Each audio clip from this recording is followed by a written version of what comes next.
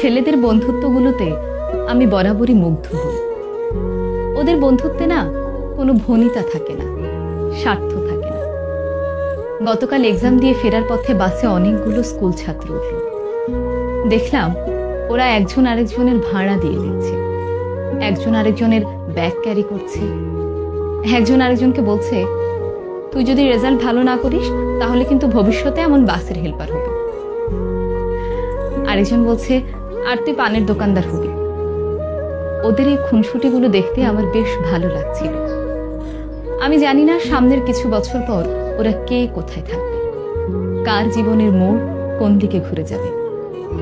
তখন হয়তো এদের মধ্যে কারো কারো বন্ধুত্ব ভেঙে যাবে, আবার কারো বন্ধুত্ব অটুট থাকবে আজীবন। তবে ওদের এখনকার যে বন্ডিংটা, এটা দেখে আমার খুব ভালো লাগলো। ওরাও হয়তো একটা সময় পর এই সময়টাকে অনেক মিস করবে। তবে যে যাই বলুক না কেন, ছেলেদের বন্ধুত্বগুলো অদ্ভুত রকমের সুন্দর হয়।